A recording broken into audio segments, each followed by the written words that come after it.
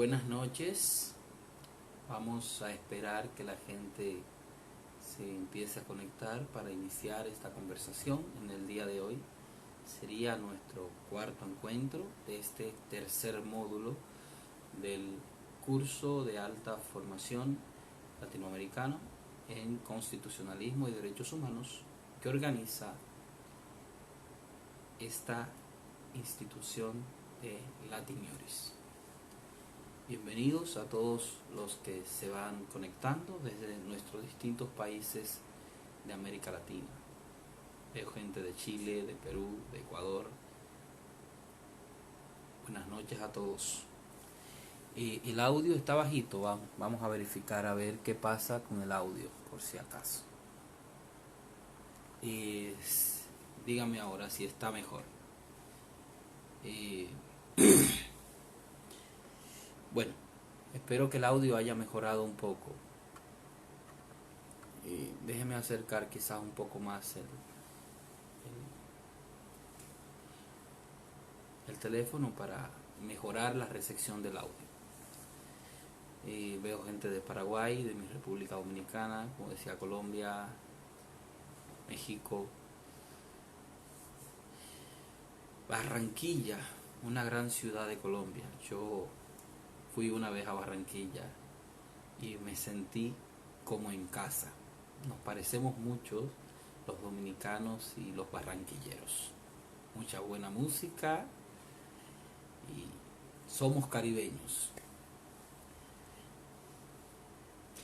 Bueno, pues creo que podemos ir ya iniciando esta conversación en el día de hoy.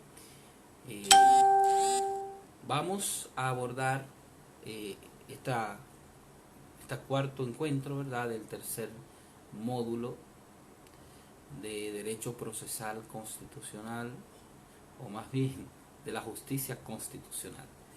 En este módulo, ¿verdad?, vamos a abordar en el día de hoy, en la clase de hoy de manera particular, lo relativo a las funciones de la Justicia Constitucional.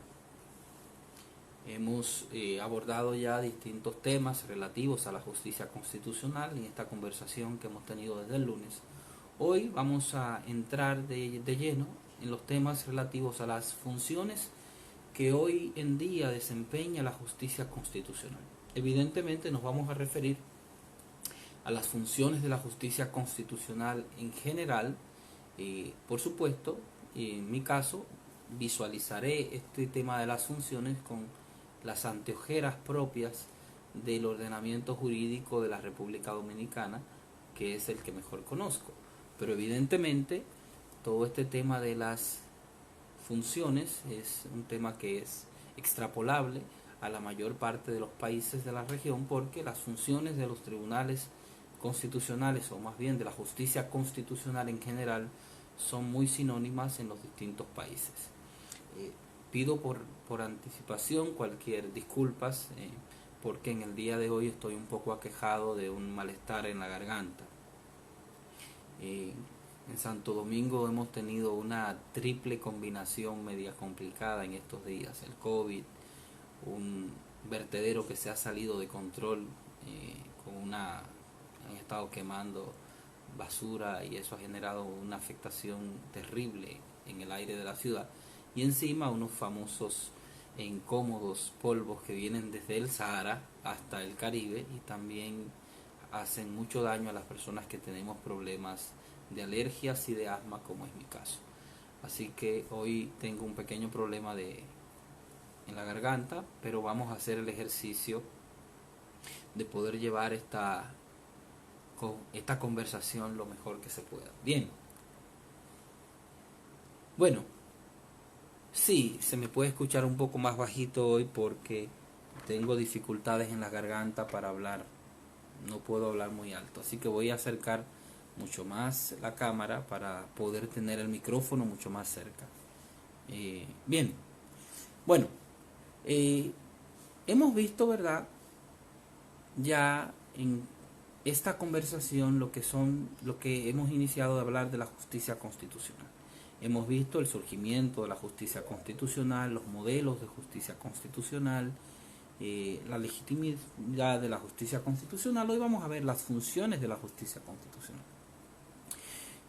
Sabemos ya que la justicia constitucional en general, digamos, se refiere a esta capacidad que tienen los tribunales, ya sean todos los tribunales de un país o un tribunal especialmente situado en la cúspide del ordenamiento jurídico, para conocer de temas relevantes sobre la aplicación de la Constitución, la protección de la supremacía de la Constitución, la protección de los derechos fundamentales, las dificultades propias de la configuración del ejercicio del poder entre los órganos del Estado, la rearticulación de las competencias del poder estatal, o incluso la distribución de atribuciones o competencias entre el poder central y órganos territorialmente desconcentrados, como operan sobre todo en los regímenes de naturaleza federal, pero incluso en los países unitarios también, con todo este tema de la autonomía municipal.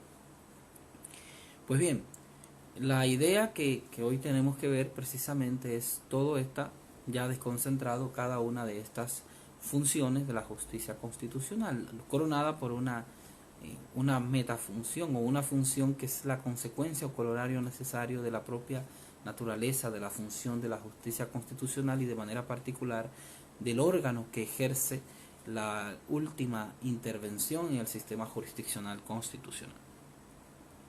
Pues bien, la primera función que uno puede identificar en los tribunales constitucionales está directamente relacionada con el proceso, o con uno de los procesos principales que han justificado la existencia de los tribunales constitucionales.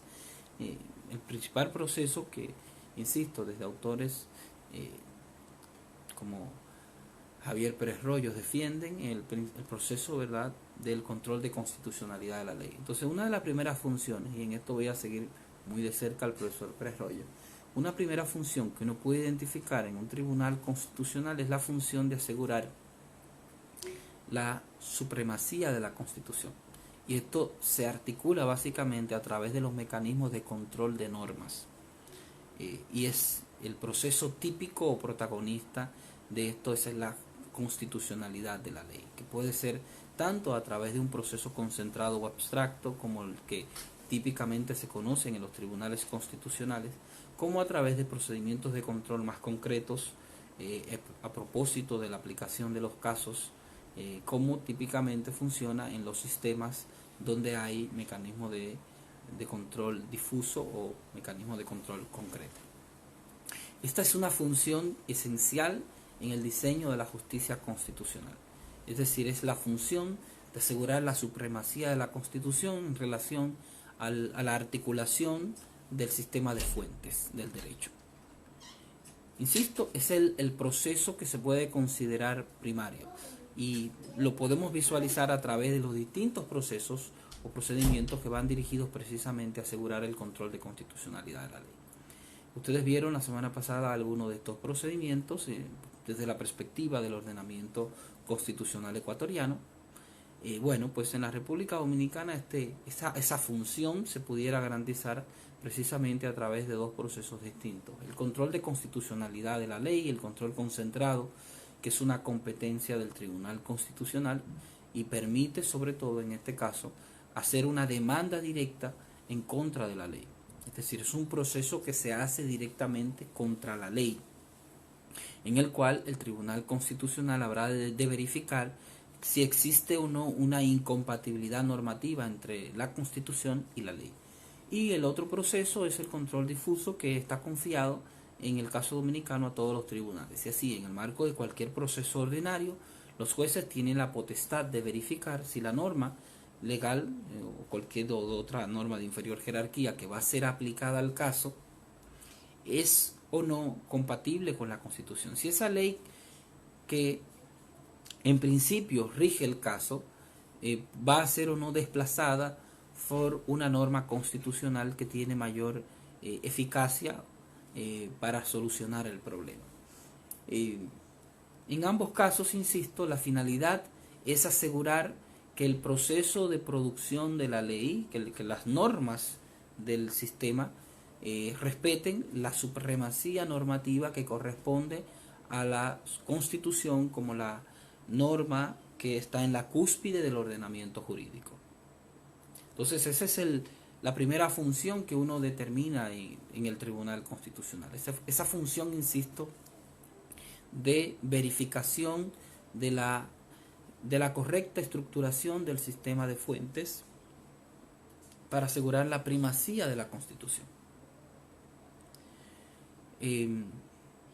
Ya la forma como se articula procesalmente las acciones de inconstitucionalidad es materia propia ya del derecho procesal constitucional y de cada ordenamiento jurídico, es decir, la forma como se articula una demanda de inconstitucionalidad de la ley vienen pautadas por las regulaciones procesales de cada ordenamiento jurídico, de manera que puede haber muchos puntos de coincidencia en la forma como se articula esa demanda en distintos países de la región, pero normalmente vienen regidas por los procedimientos puntuales de cada ordenamiento. Aquí no, en el día de hoy, por supuesto, nosotros no estamos entrando en el análisis de la estructuración formal de cómo se canaliza la acción de inconstitucionalidad, la acción directa de inconstitucionalidad, sino solo viendo cómo este mecanismo constituye una de las manifestaciones de las funciones que ejerce el Tribunal Constitucional para asegurar la primacía de la Constitución dentro del sistema de fuentes del derecho.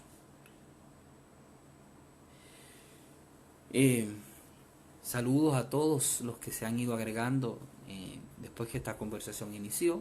Es para mí, insisto, un gran privilegio tenerles desde distintos países de nuestra gran América Latina. Pues bien, digamos que el proceso de control de constitucionalidad de la ley durante mucho tiempo se concibió como el proceso protagonista de las funciones que debía desempeñar el Tribunal Constitucional. De alguna manera era el proceso que sobre el que se rearticuló principalmente la necesidad del Tribunal Constitucional. ¿Por qué?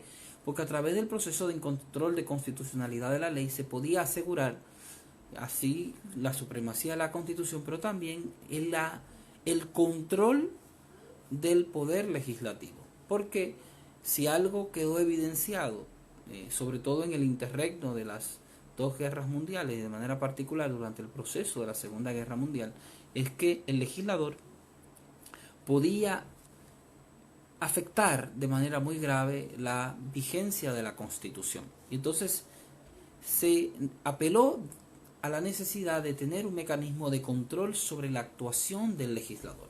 Y este mecanismo es precisamente la función de control de constitucionalidad de la ley, que, insisto, es uno de los procesos básicos sobre el que se articula el ejercicio del control del ejercicio de un tribunal constitucional, que puede ser tanto de manera concentrada, que permite nulificar de manera directa ya la ley y expulsarla del ordenamiento, y por lo tanto el tribunal en ese caso pudiera ser una especie de tribunal de legislador negativo, por supuesto, tomando en cuenta que es una metáfora que se queda corta por lo que ya hemos señalado con las distintas características proactivas que pueden desempeñar los tribunales constitucionales hoy día.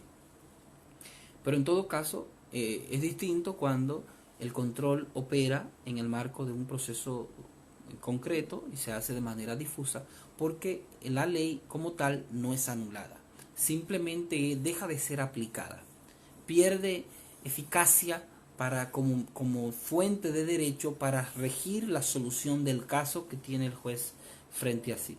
Eso es lo que básicamente ocurre en el proceso de control difuso, en el control concreto. La norma, la ley como tal, permanece vigente en el ordenamiento jurídico e incluso pudiera ser aplicada en casos ulteriores a supuestos que no se consideren que como tal entran en contradicción con la Constitución. Pero, digamos, la ley como tal, al no desaparecer, puede tener una posible aplicación en el futuro. Pero veremos más adelante cómo la posibilidad de establecer algunos mecanismos de recursos que terminen en el Tribunal Constitucional hace que la desaplicación concreta que haya hecho un tribunal pueda ser evaluada por el Tribunal Constitucional y con lo cual la decisión del tribunal, por efecto de la función de precedente, expulsa en términos pragmáticos la ley, queda prácticamente con el mismo efecto de una acción directa de inconstitucionalidad.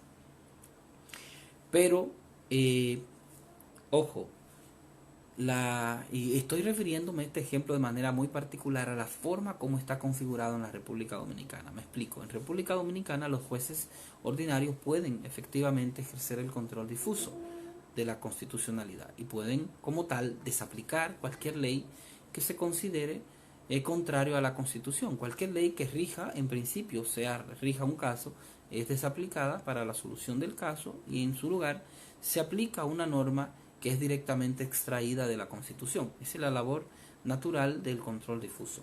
Pero al mismo tiempo, en nuestro ordenamiento, en el ordenamiento de la República Dominicana, se ha regulado una especie de recurso que permite acudir al Tribunal Constitucional cuando el último órgano de la cadena judicial ya ha aplicado o ha desaplicado una norma de efecto general, una ley, por considerarla contraria a la Constitución. En ese caso, es posible plantear un recurso ante el Tribunal Constitucional para que verifique si esa decisión de desaplicación que ha hecho la jurisdicción ordinaria a través del Tribunal Supremo es conforme o no con la Constitución. Y en ese caso, en el caso, digamos, de que así se considere, el tribunal puede emitir una decisión propia sobre la inconstitucionalidad de la norma, y evidentemente que esa decisión del Tribunal Constitucional adquirirá en términos prácticos una especie de carácter general. Pero digamos, eso en República Dominicana no tenemos muchos casos concretos donde se haya llegado en un recurso de revisión de sentencias, que es como se llama ese recurso, por supuestos digamos, de aplicación o de desaplicación por parte de la actividad judicial en medio de los controles difusos. Evidentemente que la discusión de si un caso puede ser inconstitucional o no en determinados supuestos prácticos, eso es un tema, digamos, que dependerá de las circunstancias de cada caso. Y esa es una de las riquezas que ofrece precisamente el control difuso. Permite evaluar las contingencias de los casos para verificar si la ley, en los supuestos concretos de la aplicación de los casos, es consona o no con la protección debida a las circunstancias o a la necesidad de protección de los casos. Pido disculpas por el sonido de los likes o de algunas notificaciones, pues increíblemente al día de hoy todavía no he aprendido a quitarle los sonidos de notificación del Facebook. A lo que me refería, no entendí lo de la constitucionalidad e inconstitucional. Lo que me refiero es que en el caso dominicano el control difuso está sometido al control de constitucionalidad del órgano concentrado. Es decir, la desaplicación de una norma por considerarse inconstitucional en un proceso ordinario puede dar lugar a la posibilidad de una revisión ante el Tribunal Constitucional, quien podrá en su momento, por supuesto, ratificar en la decisión del juez ordinario, de la jurisdicción ordinaria, en este caso de la Corte Suprema, que es el último órgano de intervención en la vía ordinaria, o podrá revocarlo, en cuyo caso deberá devolver el caso a la acción al Tribunal Supremo, a la Corte Suprema, para que tome una decisión conforme al criterio que haya fijado el Tribunal Constitucional.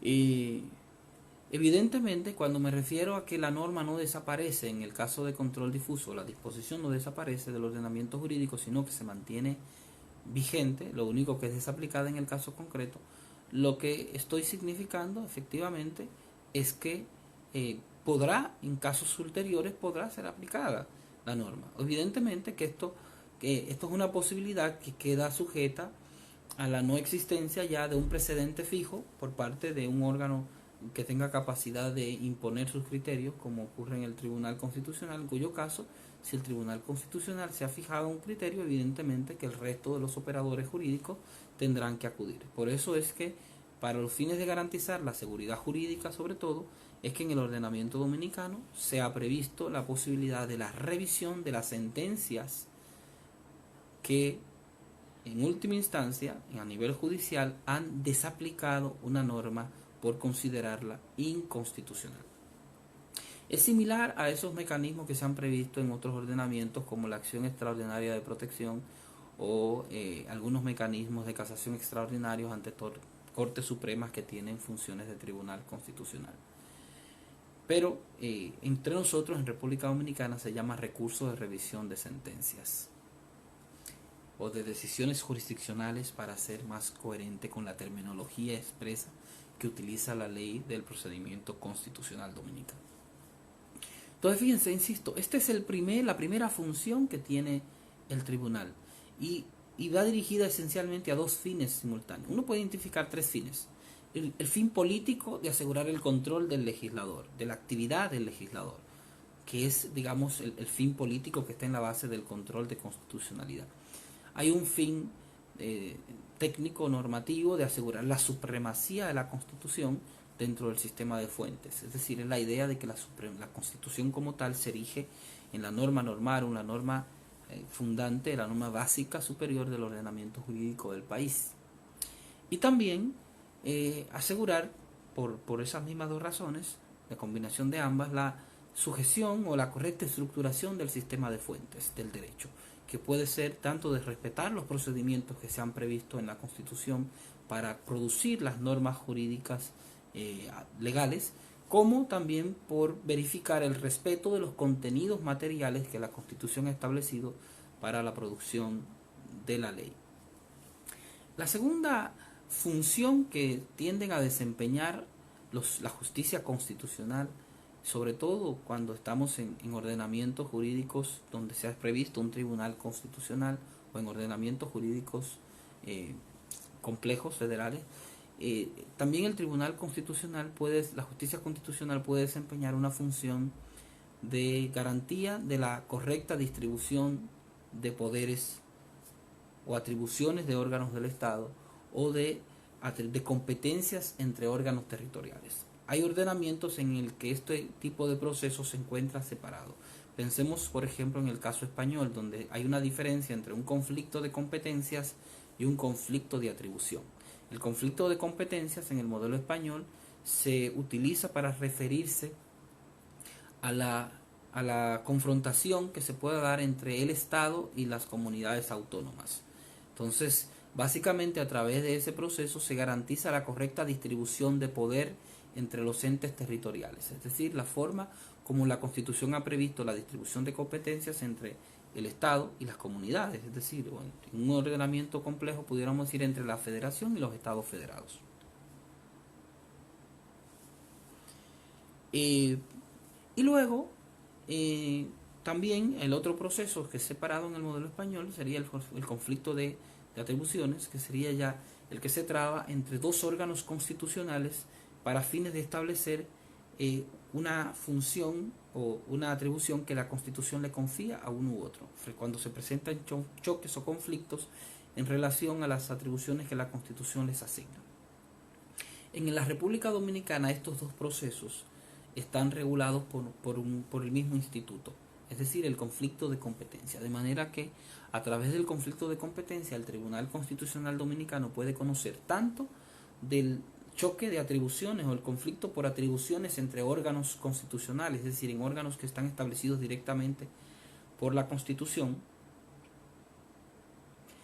o también por choques entre órganos territoriales que prevén confrontación respecto de las competencias que la Constitución le da, ya sea los municipios contra entes locales, contra el Estado, o bien unidades, órganos municipales. En el caso dominicano tenemos los municipios y también tenemos otra entidad que es incluso desconcentrada de los municipios, pero también tiene personería constitucional, que son los distritos municipales, y se han presentado conflictos entre el municipio y el distrito municipal. Y todo esto se articula a través del mismo proceso que también por el que se conocen los conflictos de atribuciones entre los órganos constitucionales. Es el mismo proceso. Cuando yo me refería ahorita, bueno, creo que lo voy a dejar para ahorita hacer una precisión.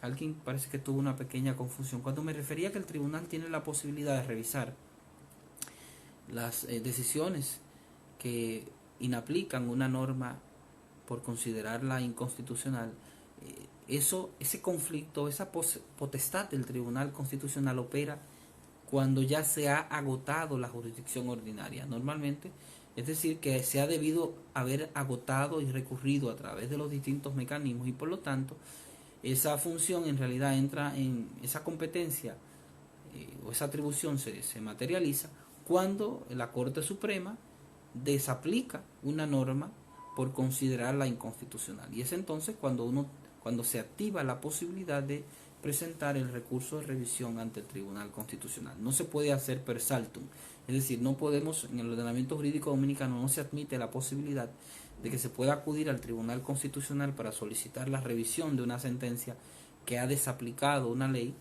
una sentencia de un juez de primera instancia o de una corte de apelación, sino que tenemos que agotar el sistema de recursos que se ha previsto ordinariamente en la ley.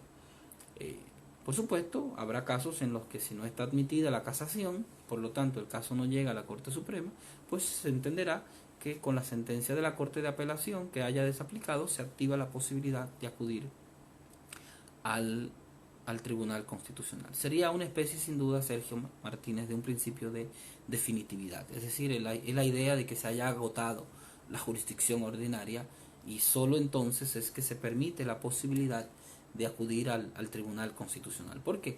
Porque el acceso al Tribunal Constitucional en este tipo de casos es un proceso, digamos, de carácter subsidiario.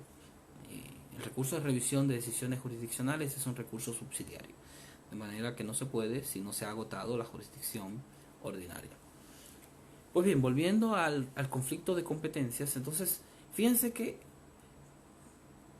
a través de esta función el Tribunal Constitucional garantiza la efectividad de la correcta distribución de competencias y poderes que la Constitución ha confiado a los órganos constitucionales.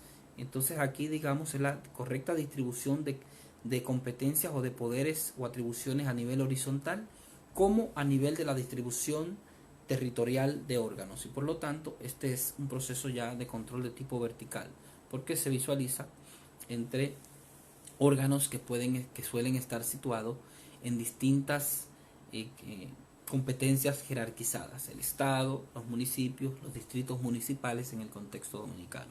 En los ordenamientos federales o cuasi federales o el Estado de Autonomía español tendríamos, digamos, la federación, los estados y posiblemente los municipios. En España tendríamos el Estado, las comunidades autónomas, y hay un proceso particular también separado que tiene que ver con la autonomía de los órganos ya locales.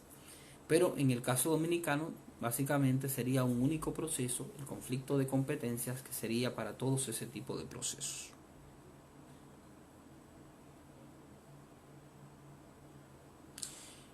Vuelvo e insisto que en el caso dominicano no se permite la posibilidad de per saltum ni atracción.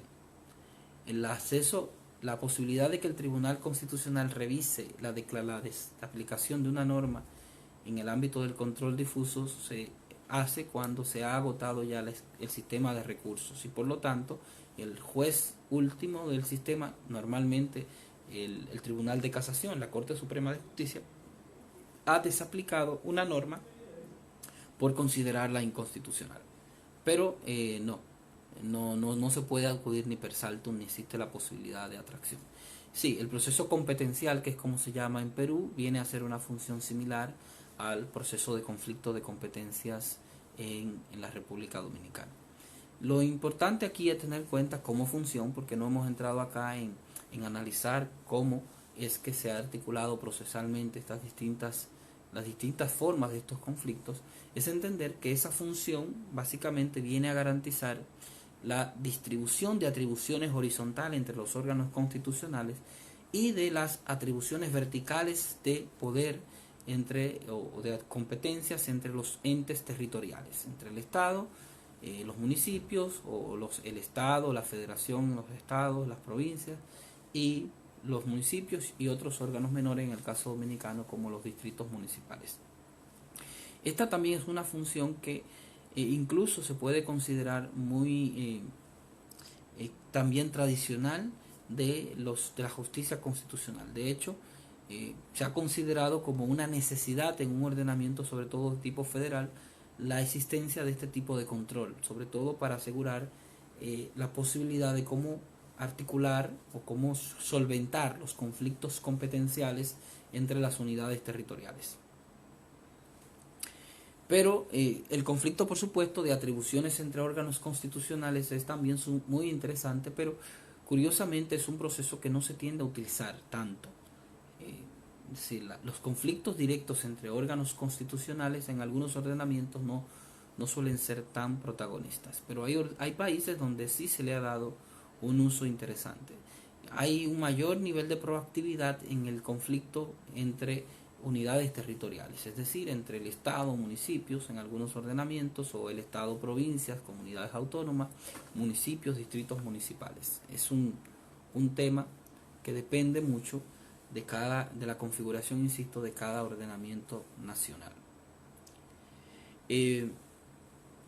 Otra cuestión, digamos, esa es la segunda gran función que uno puede identificar del Tribunal de la Justicia o del Tribunal Constitucional, y pudiéramos decir que es la función de garantizar la correcta distribución de competencias y de atribuciones, de competencias entre los órganos territoriales, entre la distribución del poder entre los distintos entes territoriales del diseño constitucional, federación, estado, provincias, municipios, y por supuesto la atribución de competencias horizontales entre los órganos constitucionales.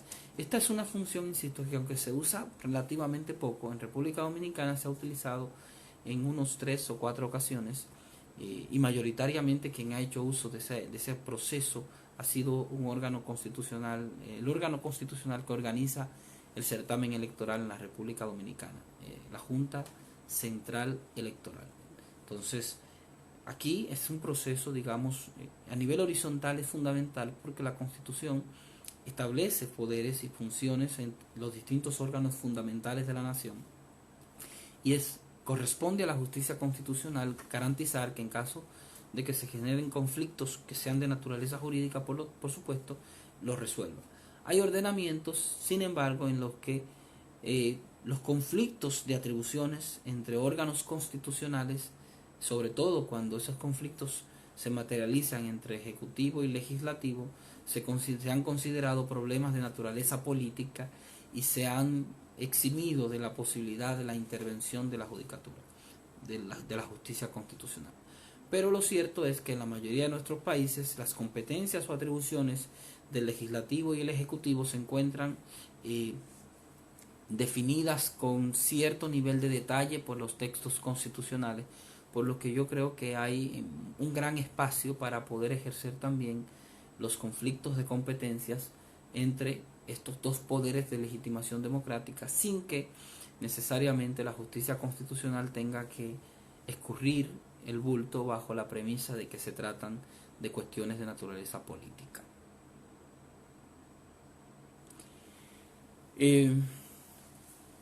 La tercera competencia que ha adquirido, digamos, la justicia constitucional es la supervisión de la tutela de los derechos fundamentales. Cuando hablo de la supervisión o la garantía de la protección de los derechos fundamentales, es básicamente porque la protección de los derechos fundamentales no es una competencia exclusiva del Tribunal Constitucional. Y la justicia constitucional, en general, todos los tribunales tienen una función de protección de derechos.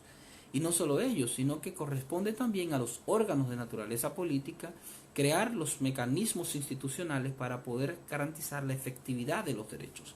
Cuando esa efectividad no es garantizada, evidentemente las personas suelen tener acceso a mecanismos de naturaleza judicial para exigir la protección de sus derechos.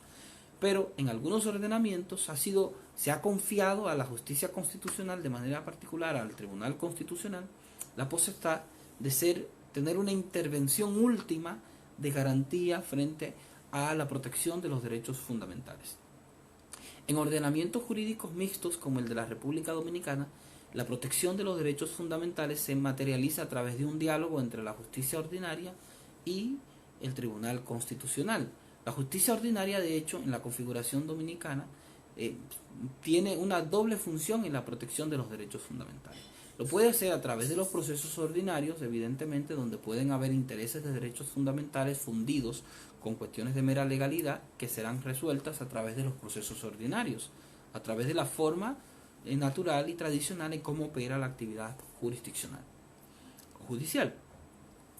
Pero también se ha regulado la existencia de procesos especiales para la protección de los derechos fundamentales. Me refiero al amparo, que sería, digamos, el proceso más denso, más amplio para la protección de los derechos, al habeas corpus, que es un proceso especial de protección de los derechos, del derecho de libertad, que en el caso dominicano es el único proceso materialmente constitucional que no está regulado directamente por la ley del procedimiento constitucional, sino que se dejó por un asunto de,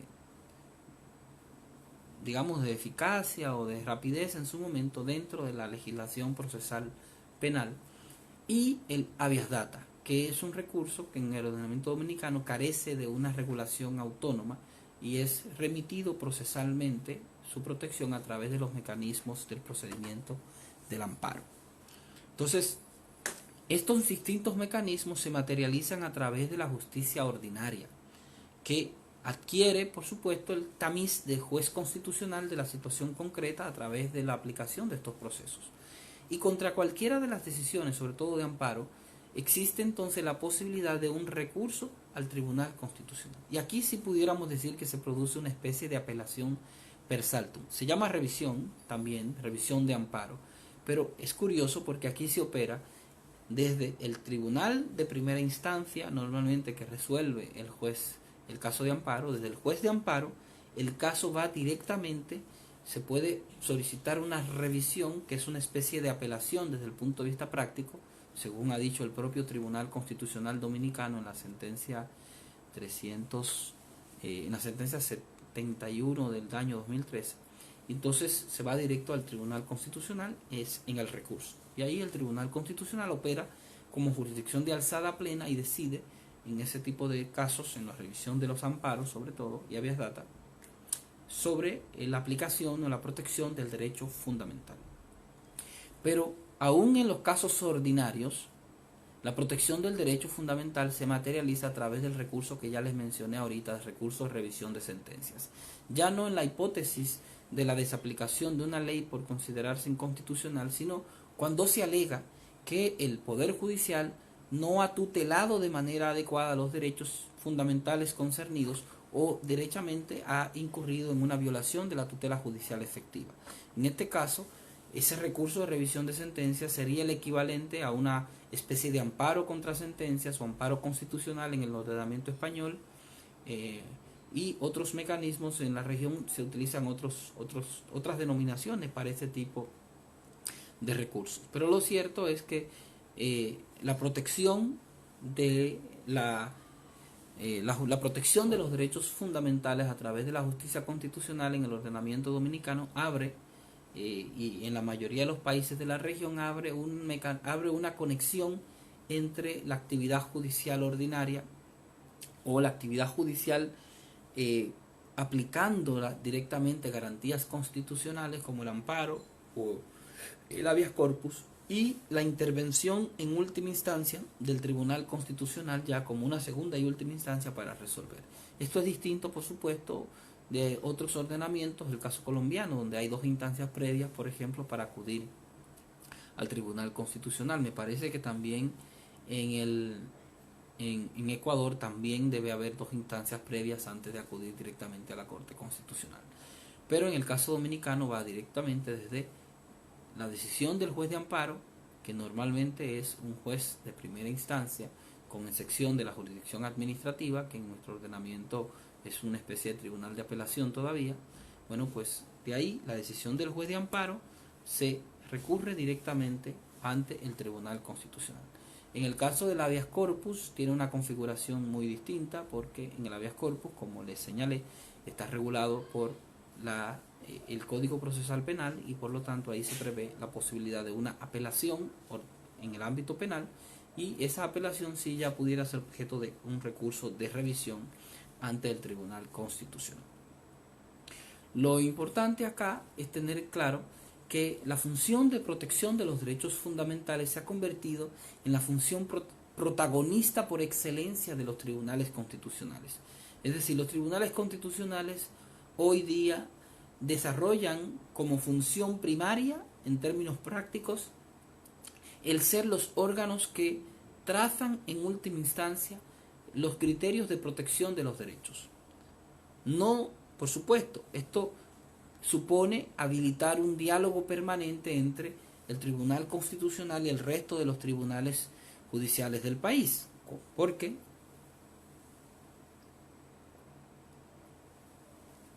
Porque definitivamente la instancia o la protección primaria de los derechos fundamentales no está atribuida de manera directa o no en la mayoría de los ordenamientos a la justicia constitucional o al quien haga las veces de un tribunal constitucional. Hay excepciones, como el caso de Costa Rica, donde el amparo sí es competencia directa de la Sala Constitucional. Pero en nuestros ordenamientos, en ordenamientos de mayor diálogo entre la justicia ordinaria y la justicia constitucional, en realidad la primera pieza de protección de los derechos a través lo hace la justicia ordinaria y, digámoslo así, el Tribunal Constitucional viene a ser un órgano de supervigilancia, de fiscalización de que los criterios de protección de los derechos fundamentales que han tenido los jueces ordinarios, pues evidentemente son cónsonos por el Tribunal Constitucional. Claro, es evidente que la revisión es meramente eventual me dicen acá en el caso colombiano, porque existe un cierto mecanismo de filtro. En el caso de la República Dominicana, el acceso al Tribunal Constitucional en la revisión, en cualquiera de las modalidades de decisiones judiciales ordinarias o de revisiones de amparo, está mediada por la necesidad de identificar lo que se ha denominado la especial relevancia o trascendencia constitucional. Porque el Tribunal Constitucional no puede operativamente acudir a ejercer una jurisdicción plena sobre todos los casos donde se ha procedido a proteger derechos fundamentales a través de amparo en los distintos tribunales del país o en los que se ha alegado en la justicia ordinaria la violación de derechos fundamentales. En el caso dominicano, esta idea de la especial relevancia o trascendencia constitucional todavía no se ha aplicado con demasiado rigor, porque es una jurisdicción nueva en la que se ha necesitado, por tanto, de crear criterios para la protección de los derechos. Pero en los ordenamientos jurídicos que tienen mayor tradición, esta figura de la especial relevancia o trascendencia sin duda que juega como un mecanismo de filtro que hace que el acceso al Tribunal Constitucional sea eventual, en los mismos términos prácticamente que en el modelo colombiano. Pensemos, por ejemplo, en el caso español, donde el 98% de los casos de recursos de amparo constitucional son desestimados por falta de trascendencia. Lo mismo es, ese mecanismo ha sido copiado o tomado de la experiencia alemana por España, y los alemanes en realidad lo institucionalizaron a partir de la figura del certiorari del sistema norteamericano. Entonces, en realidad, cuando se trata de protección de derechos fundamentales, casi todos nuestros ordenamientos prevén algunos mecanismos de selección o de filtro para que los tribunales constitucionales o los órganos que ejercen en última instancia la protección de los derechos fundamentales en el ámbito judicial o en la estructura jurisdiccional puedan modular, si se quiere, la cantidad de asuntos que van a decidir, verificando que exista algún nivel de importancia trascendente para ellos pronunciarse. Importancia es el término con el que y trascendencia creo que es como se llama en México, el certiorari le llaman también en Argentina, un mecanismo que está regulado en el Código de Procedimiento Civil Federal, pero en realidad en muchos ordenamientos nuestros existe ese filtro. En el caso colombiano no existe un filtro formalmente establecido o un mecanismo formal, sino que lo que se diseña es una selección que hacen la Corte Constitucional. Si no me equivoco, se comisiona 2 jueces cada mes de la Corte para hacer el filtrado de los casos que van a ser revisados. Pero lo importante o lo interesante acá es cómo este mecanismo se ha ido introduciendo en los distintos ordenamientos para los fines de asegurar que la protección de los derechos fundamentales no termine colapsando el funcionamiento del Tribunal Constitucional. Los temas de estado de excepción vamos a verlos mañana. Bien, creo que para no salirnos de el relato que estamos tratando en el día de hoy. Y por favor, si van a hacer preguntas, traten de hacerlas lo más breve posible para yo poder visualizarlas rápido en pantalla y si la pregunta es pertinente para la explicación que voy dando, trataré de irlas respondiendo sobre la marcha. Pero si me hacen una pregunta muy larga que demande básicamente distribuir el texto, se me dificulta yo poder abordarla y captarla para poder digamos respondérsela. Pero lo importante digamos acá, y aquí vuelvo sobre este tema, la función que ha adquirido la justicia constitucional para la protección de los derechos. Es una de las funciones, es la función más relevante que puede desempeñar hoy la justicia constitucional, porque los derechos fundamentales se han convertido en la pieza esencial del diseño constitucional de nuestro tiempo.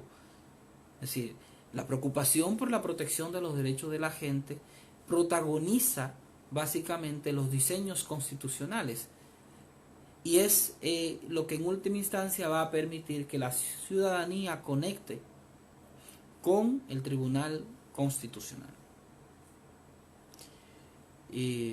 Entonces, insisto, la idea de que se protegen los derechos fundamentales, la función de protección de los derechos fundamentales es una de las atribuciones que hoy de manera relevantísima han adquirido los tribunales constitucionales.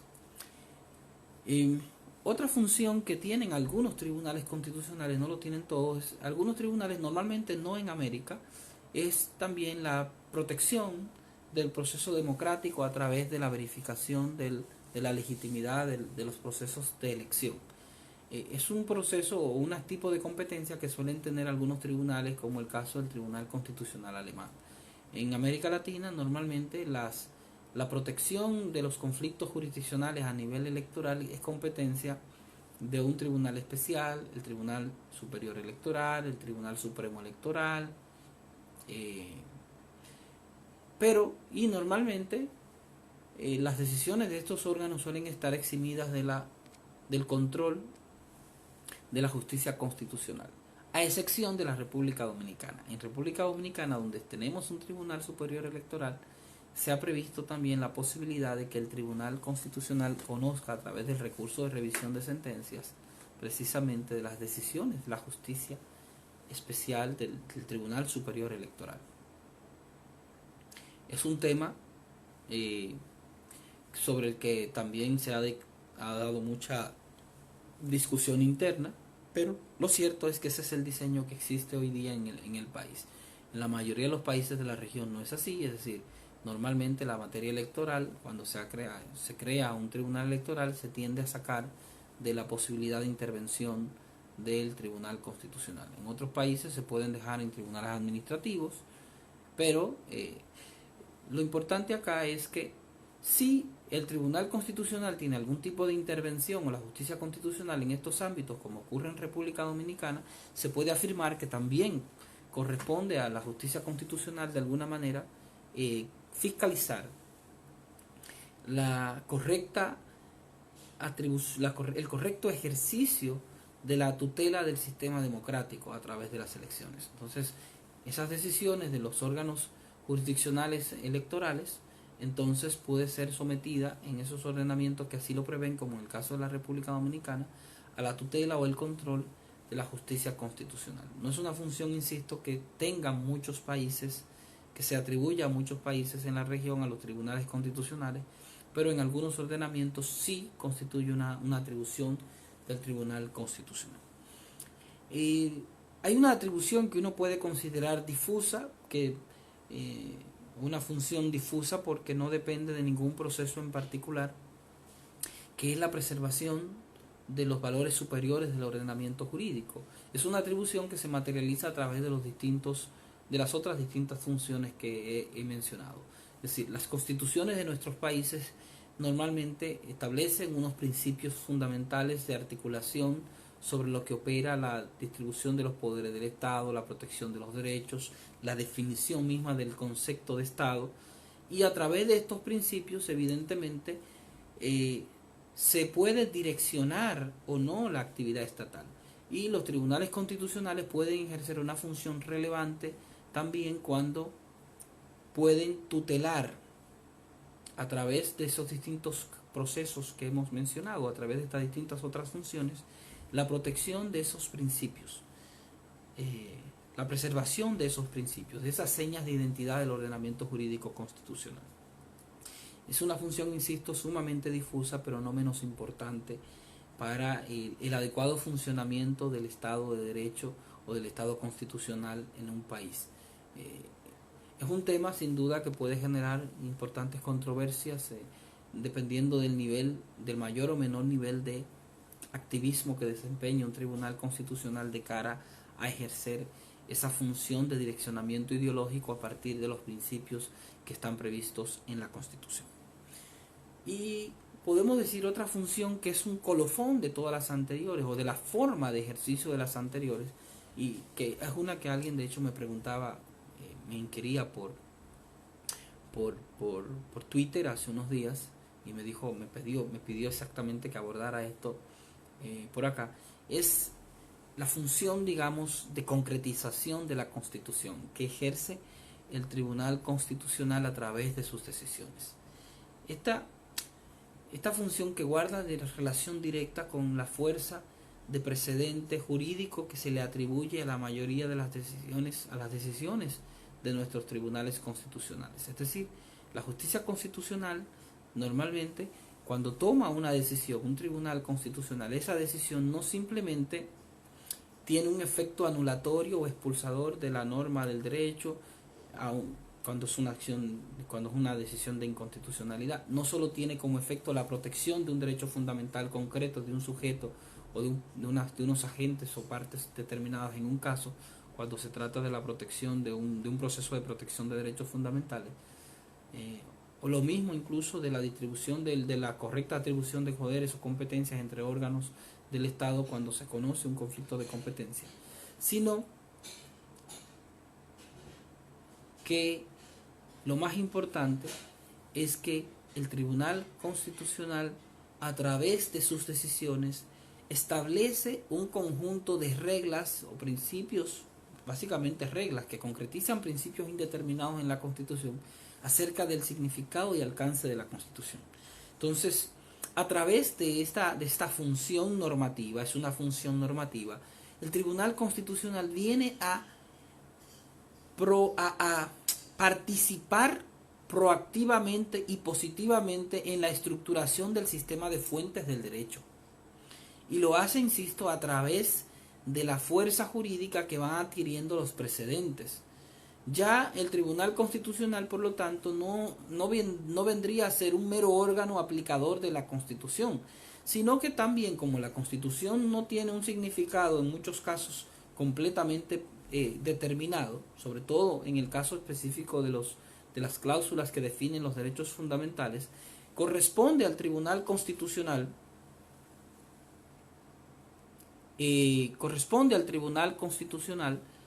el determinar cuál es el significado, cuál es el alcance normativo de esas disposiciones indeterminadas abiertas con estructura de principios que tiene la Constitución. Digamos, este es de lleno el tema de la fuerza de los precedentes, que evidentemente es una ficción que ha adquirido mayor relevancia histórica en los ordenamientos jurídicos del common law, pero que una vez que tenemos tribunales constitucionales a quienes se le ha confiado un poder normativo de decidir directamente desde la Constitución y a partir de cláusulas indeterminadas con contenido que está abierto precisamente a la situación de vida de la sociedad, pues el Tribunal Constitucional adquiere la posibilidad de ir concretizando el significado de la Constitución. Y esos precedentes serán el germen de un sinnúmero de reglas jurídicas que los operadores deberán seguir en el futuro. No sé si se fue el audio, según algunas personas, pero veo que otros dicen que tienen audio, entonces no sé. Vamos a ver. He hecho una breve pausa para que me digan si se fue el audio o no, o si es un problema de algunos de los participantes solamente.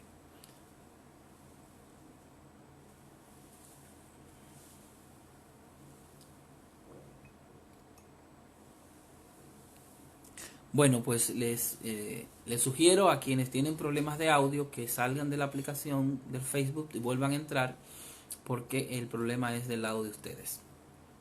Sí, me preguntan que si a través de esta función el tribunal se convierte en el intérprete supremo de la Constitución. Sin duda.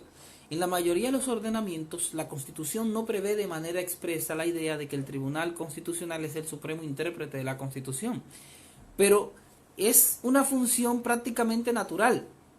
Si el Tribunal Constitucional es el último órgano jurisdiccional que interviene en el proceso de aplicación de la Constitución, es normal que el Tribunal Constitucional se convierta en el supremo intérprete de la Constitución. En el caso dominicano, esa idea de que el tribunal es el supremo intérprete de la Constitución aparece expresamente en la ley que regula el Tribunal Constitucional, no en la Constitución. Pero sí, evidentemente el Tribunal Constitucional viene a ser, en términos normativos, el supremo intérprete jurídico de la Constitución. No es el único, porque no tiene el monopolio de la interpretación de la Constitución, pero sí es el último que interviene en el proceso de interpretación jurídica de la Constitución. Y sus interpretaciones, por lo tanto, vienen a adquirir a través de esa fuerza de precedente vinculante, van a darle un sentido de actualización al significado de la Constitución. Y lo he dicho de manera, lo digo de manera clara para que no quepa duda.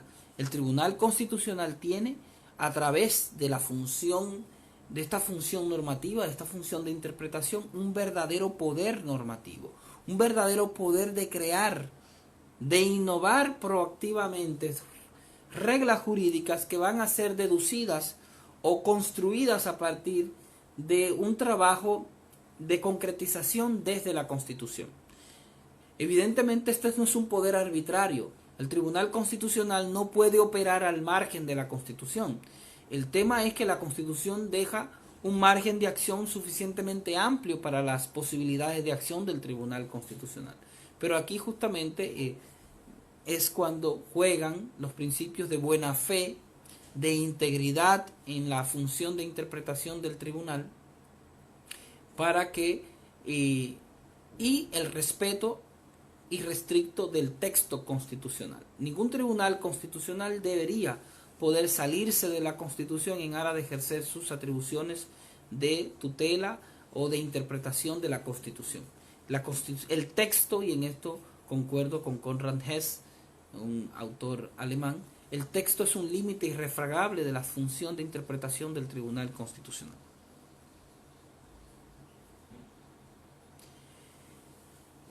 La idea, yo no sé si la calificación de esta función de los precedentes judiciales, de los precedentes obligatorios desde la justicia constitucional, se pueda considerar como una función legislativa propiamente dicha, o una función paralegislativa. Lo cierto es que es una función normativa.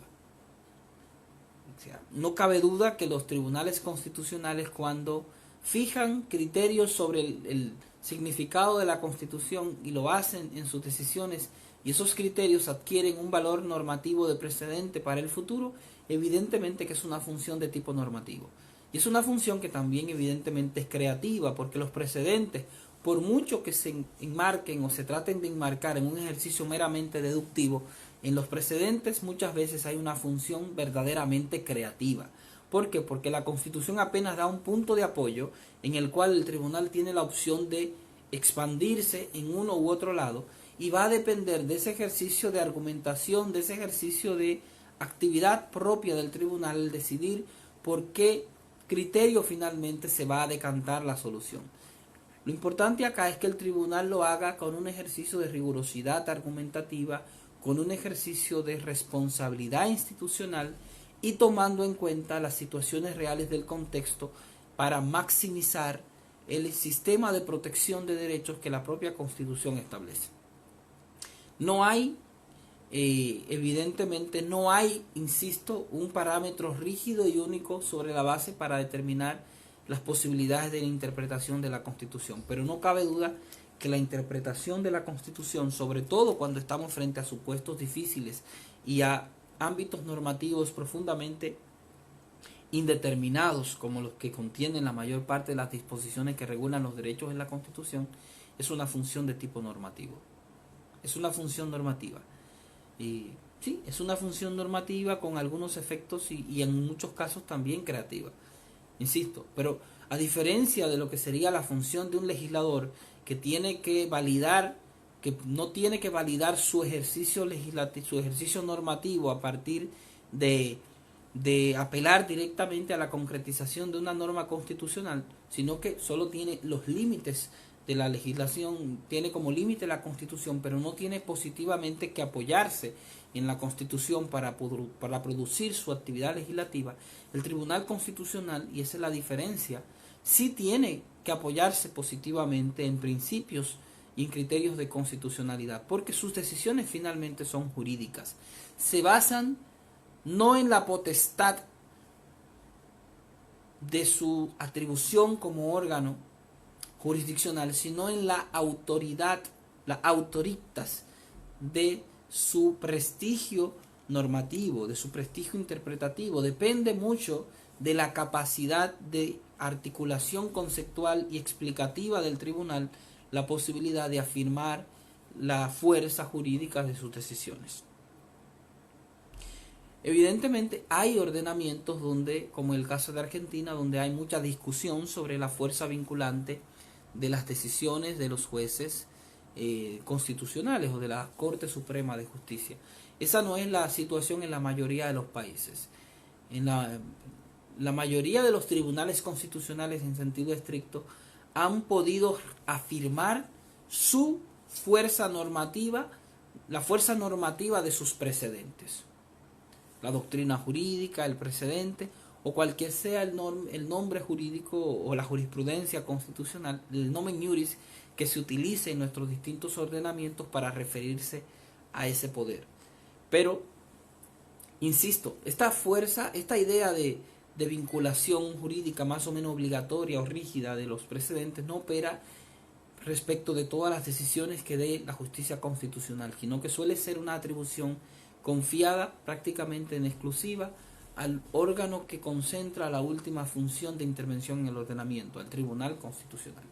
Y en aquellos ordenamientos de tipo estructurado, de tipo escalonado, judicial ordinario, como ocurre en los Estados Unidos, esa función institucional, que es como se denomina en Estados Unidos, la tiene la Corte Suprema de Justicia a través del principio de stare decisis. Lo decíamos el primer día.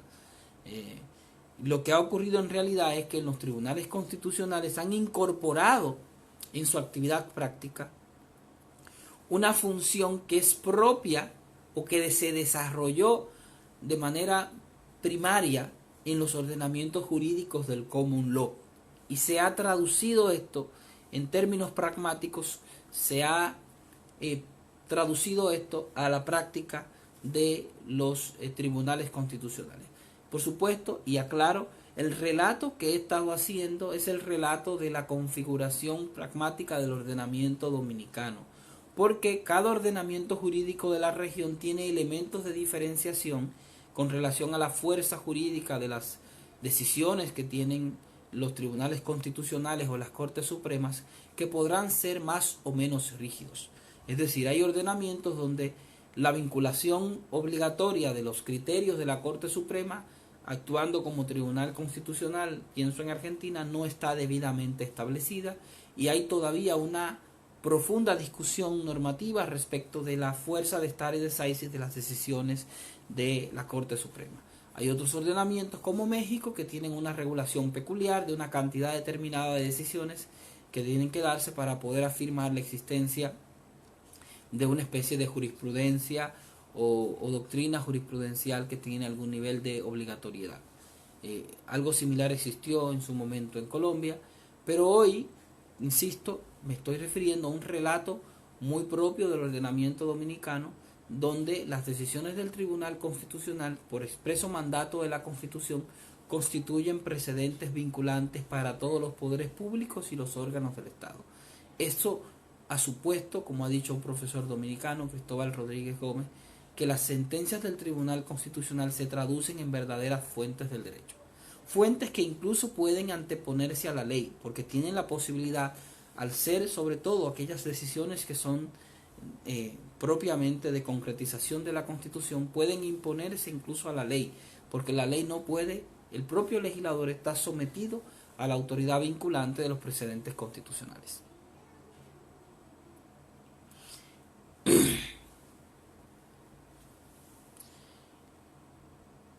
Ojo, cuando me he referido que los jueces, los legisladores no tienen la obligatoriedad positiva de basar su actividad legislativa en la Constitución, sino en los límites, a lo que me he referido es que en principio, si bien el legislador tiene que seguir los criterios que el Tribunal Constitucional establece y la propia Constitución, no está obligado positivamente, cuando desempeña su actividad legislativa, a tener que invocar en apoyo de su legislación un principio constitucional, una norma o un precedente constitucional.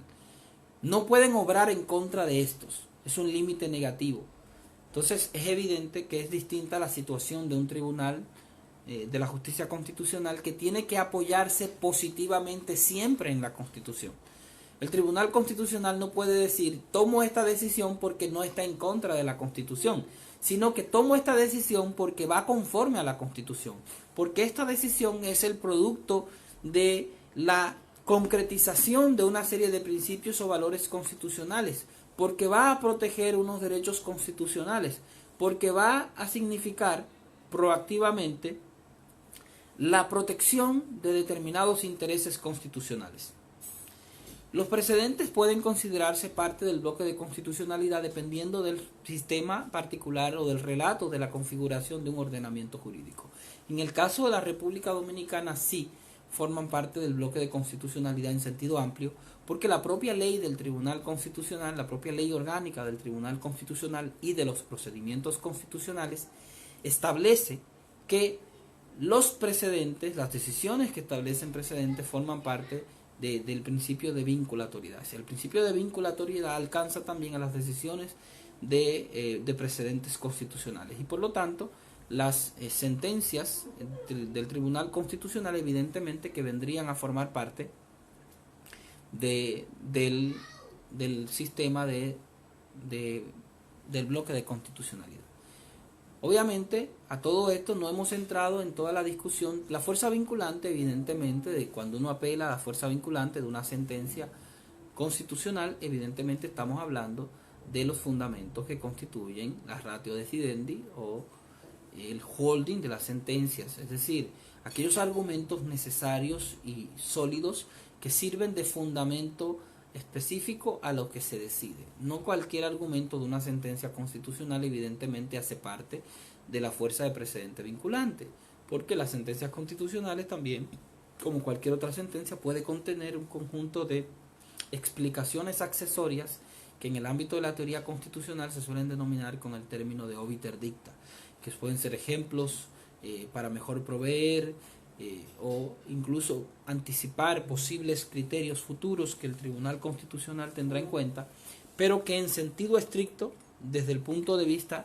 de la fuerza jurídica vinculante, no harían parte de la fuerza del precedente.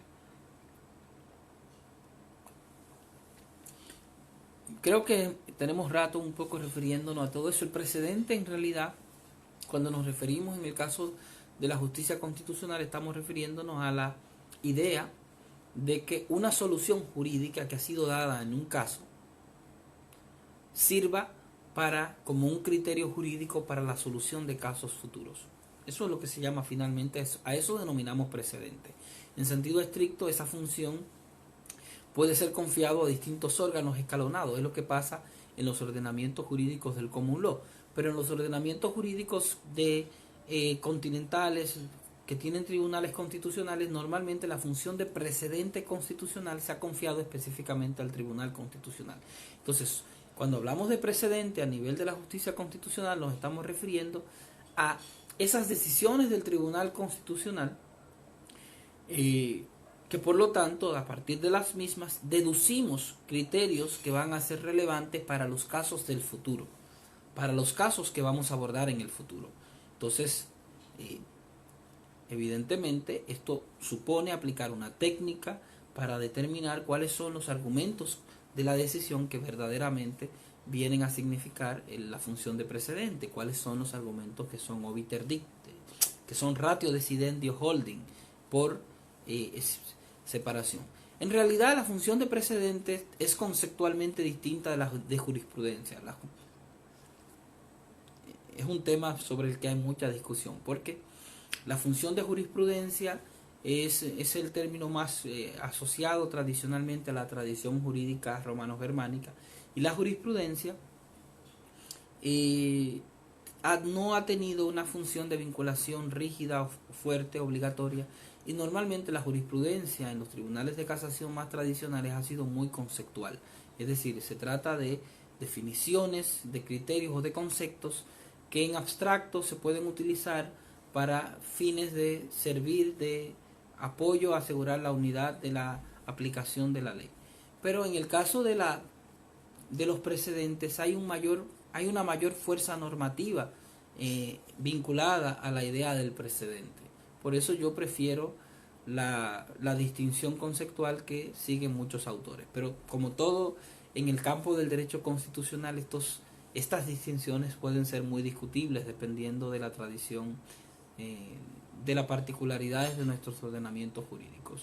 En esto yo les sugiero, si les interesa, yo les mencioné ayer un libro, El derecho de los jueces, de Diego López Medina, que es un texto donde hacen una distinción interesante entre lo que él llama jurisprudencia conceptual y precedente como tal, de manera que puede ser interesante hacer esa distinción.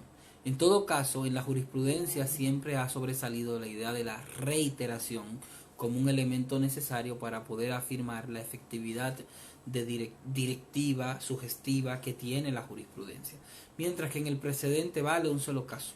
En un sistema de precedente en sentido estricto, un solo caso, una sola solución puede servir como parámetro de solución de casos del futuro. En realidad, un conjunto de precedentes pueden dar lugar a una línea jurisprudencial o a una jurisprudencia, es decir, distintos precedentes pueden servir precisamente para trazar los criterios jurisprudenciales específicos en determinados ámbitos de protección de los derechos. Entonces, evidentemente que en el ámbito constitucional uno pudiera decir, no, todo precedente puede formar parte de una jurisprudencia, pero un solo precedente, digamos, como tal, no es jurisprudencia, porque la jurisprudencia supone la articulación en principio de varias decisiones, que son los que van lo que va afirmándose esto. Pero es un tema, digamos, insisto, conceptual, que en realidad no creo que ayude mucho a entrar en esta disquisición por este medio. A los que les interese en profundizar un poco más en esa distinción, yo les sugiero, insisto, que revisen el texto del profesor Diego López Medina, que desde mi punto de vista retrata muy bien esa discusión y puede ser muy útil para fines de una mejor fundamentación conceptual. Sí, ahí volvemos otra vez a los mismos términos. Jurisprudencia reiterada supone doctrina. En República Dominicana no utilizamos los términos de doctrina. Igual que el propio concepto de precedente constitucional en algunos ordenamientos se ha previsto solo para un tipo particular de sentencias del Tribunal Constitucional. Aquí la diferencia conceptual entre los distintos países de la región nos produciría una discusión muy difícil, porque posiblemente estemos hablando de cosas distintas. Entonces, esto que llamamos jurisprudencia reiterada doctrina es lo que en otros ordenamientos o otros autores llaman línea jurisprudencial. O sea, doctrina o línea jurisprudencial. Entonces, son temas evidentemente discutibles. Las tesis aisladas serían los precedentes en República Dominicana.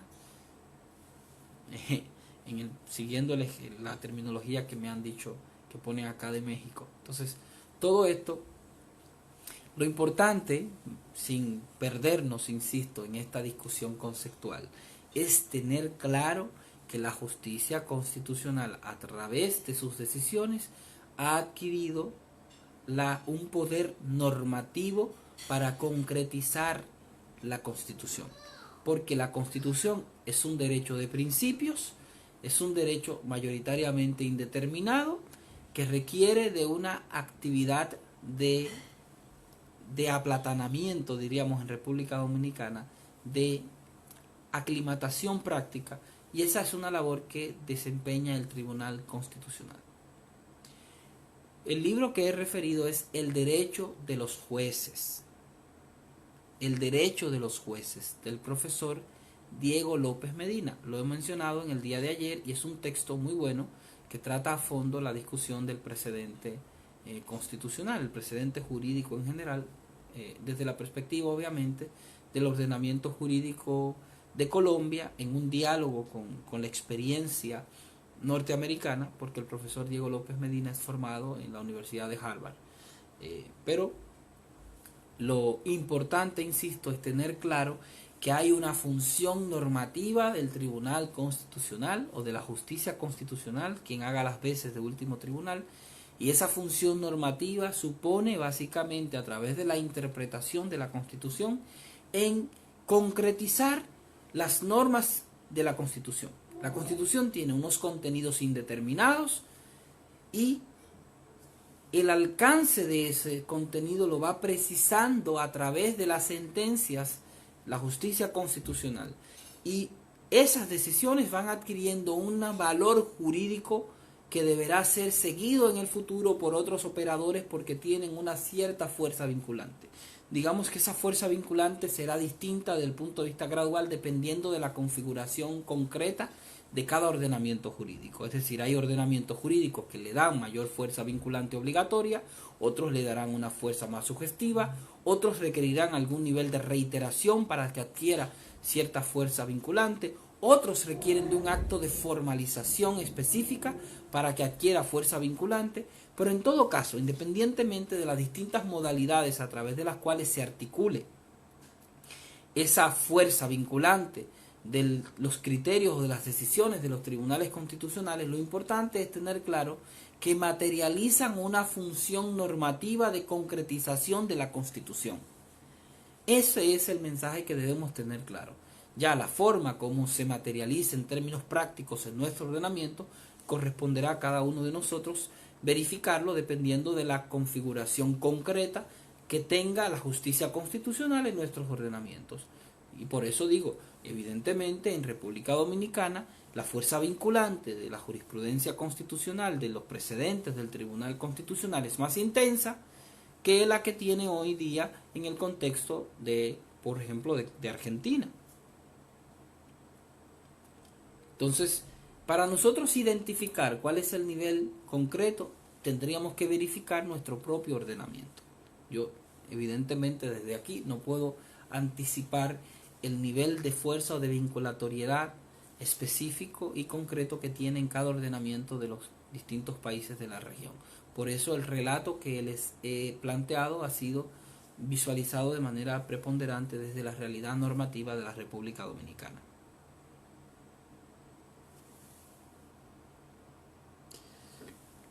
Si se sanciona una ley que contradiga un criterio normativo de la justicia constitucional, lo que puede ocurrir es que esa ley se exponga precisamente a ser declarada inconstitucional.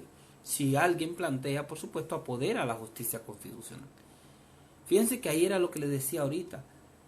El tribunal, el legislador, está obligado también a respetar los criterios de los precedentes constitucionales, los criterios que va fijando la justicia constitucional. No tiene la obligación positiva, digamos, de tener que basarse en ellos para desempeñar su labor legislativa, pero sí tiene que respetarlos. Es un límite negativo, por supuesto. siempre que sea posible desarrollar positivamente en la legislación los criterios interpretativos que han sido desarrollados por la jurisprudencia constitucional, pues mucho mejor. Pero evidentemente el legislador no puede desde el punto de vista legítimo ir en contra de un criterio constitucional, de un criterio de interpretación directo de la Constitución. Ojo, aquí habría que distinguir por eso la interpretación constitucional de la ley de la interpretación constitucional propiamente dicho, porque el legislador puede, por supuesto, cambiar o modificar una legislación por mucho que haya sido interpretada en su momento por el Tribunal Constitucional. Evidentemente aquí habrá que ver si la interpretación que ha hecho el Tribunal Constitucional es una interpretación directa del significado de la Constitución sobre la ley, y entonces ahí habrá un límite importante de la actividad legislativa ulterior del legislador. Pero estos son temas muy operativos de la dinámica propia entre la relación legislador-Tribunal Constitucional, sobre los que sin duda alguna hay mucha discusión y mucha tela para cortar desde el punto de vista práctico.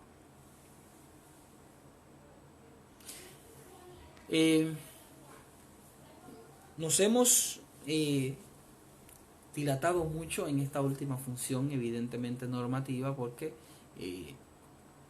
es una función sumamente interesante de los tribunales que ha adquirido la justicia constitucional.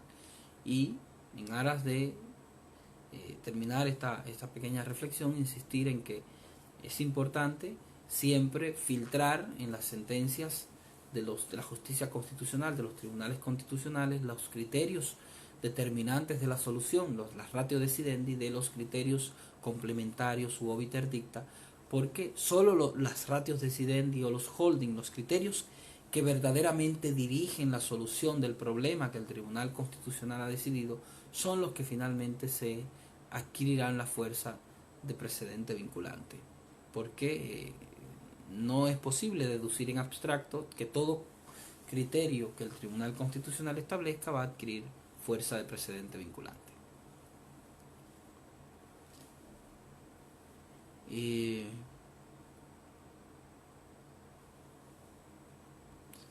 Bueno, me pregunta un tema que puede ser objeto de mucha controversia. ¿Qué pasa cuando el Tribunal Constitucional, la ley entra en el ámbito propio de un tratado internacional?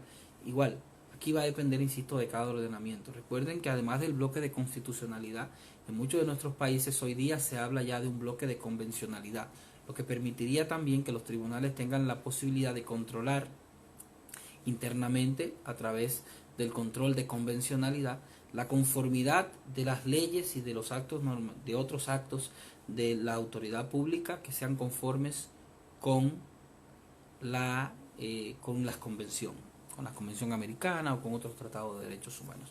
Bueno,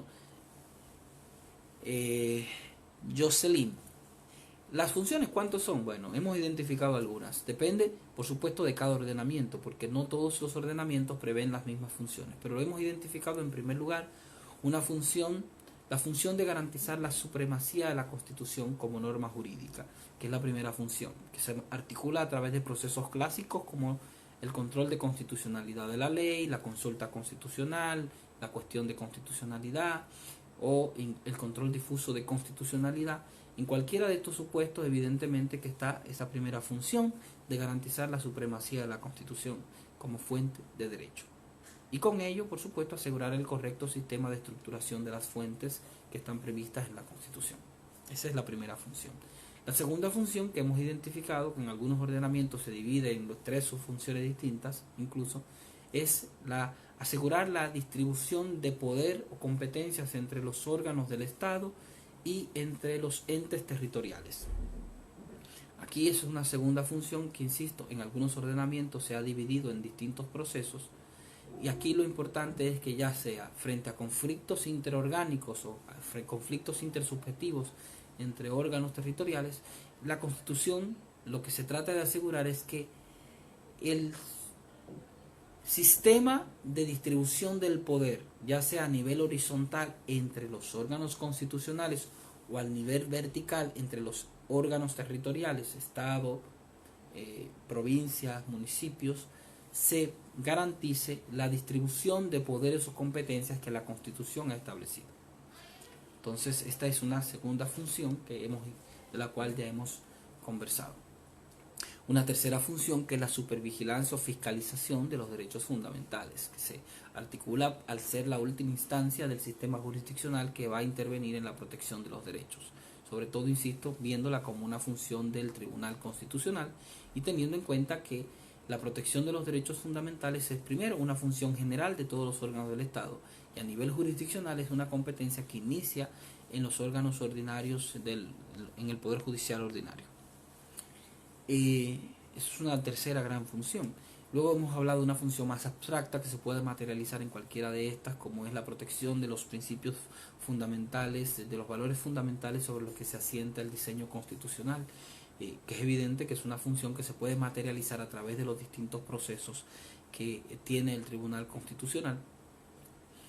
Y hemos hablado también, por supuesto, de esta función normativa que puede desempeñarse a través de las decisiones que adquieren esta fuerza de precedente constitucional. Bueno, esta discusión del bloque de convencionalidad es un tema muy discutible. Hay quienes entienden que hay un bloque de convencionalidad distinto del bloque constitucional y hay países en los que se entiende que el bloque de constitucionalidad incluye las normas convencionales y los criterios de interpretación de las normas convencionales. En el caso de la República Dominicana esa ha sido la tradición. La Constitución, de hecho, de manera expresa reconoce una especie de jerarquía o rango constitucional a los tratados de derechos humanos que han sido suscritos por los poderes del país, los poderes públicos, y por lo tanto en el caso dominicano no existe en términos prácticos un bloque de convencionalidad separado del bloque de constitucionalidad, sino que el bloque de constitucionalidad incluiría también las cuestiones de tipo convencional, los tratados internacionales y por supuesto también los precedentes a nivel convencional que resulten digamos vinculantes cuando los países, en aquellos supuestos donde el país ha autorizado digamos se ha sometido al escrutinio de un tribunal o de una corte internacional. Pero eso, insisto, es un tema de discusión en la doctrina hoy día. El profesor, por ejemplo, Gerardo Eto Cruz, que es un ex magistrado del Tribunal Constitucional del Perú, entiende que existe una distinción o existe un bloque de convencionalidad separado del bloque de constitucionalidad. Eso es un tema, insisto, para la discusión propia de la doctrina constitucional y de la doctrina de los derechos humanos. Yo tengo la suerte de que imparto docencia de derechos humanos en grado y a nivel de maestría de derecho constitucional. Entonces me veo en la compleja situación de tener que mediar internamente en estas discusiones entre los constitucionalistas y los estudiosos del derecho internacional de los derechos humanos. Aunque mi formación, debo poner por anticipado, es de derecho constitucional, pero llevo varios años impartiendo la materia en grado de derechos humanos y eso me ha obligado a tener una cierta sensibilidad fuerte hacia el derecho internacional de los derechos humanos. De hecho, el lunes de la próxima semana estaremos a las 3 de la tarde en una actividad de la Universidad Sergio de Arboleda, precisamente hablando de los retos del COVID para los derechos humanos y esta idea de si supondrá esto la necesidad de un nuevo paradigma en materia de derechos humanos. Así que quienes me sigan en Twitter van a poder ver la promoción de la actividad el lunes en esta Universidad Sergio de Arboleda, y hay algunos, de hecho participan otros, creo que participa otros actores que forman parte también de la red de Latin Juris, de manera que es un diálogo que seguimos todos involucrados, el tema también de los derechos humanos. Yo abro ahora los micrófonos para que podamos conversar con preguntas específicas que ustedes tengan vinculados a este tema que hemos tratado en el día de hoy, de las fuentes, de las funciones de la justicia constitucional. Y si no tiene muchas preguntas, yo saldría rápido, porque en realidad hoy estoy un poco agobiado de la garganta, pero vamos a tratar, ya nos quedan unos 20 minutos de poder responder algunas preguntas.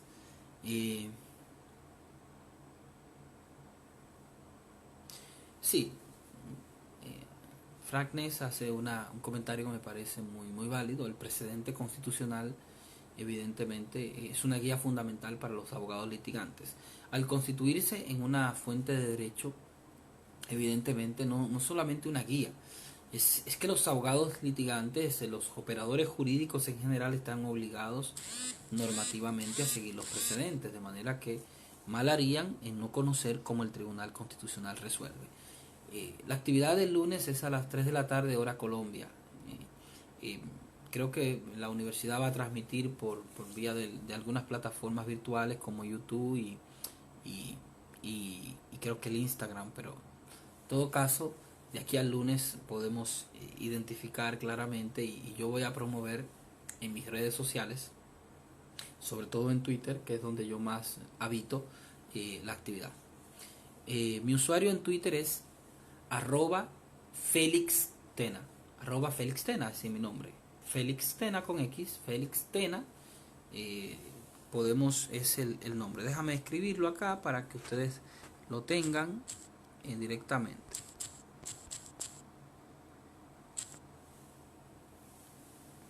Ese es mi usuario, @FélixTena. Aparece ahí como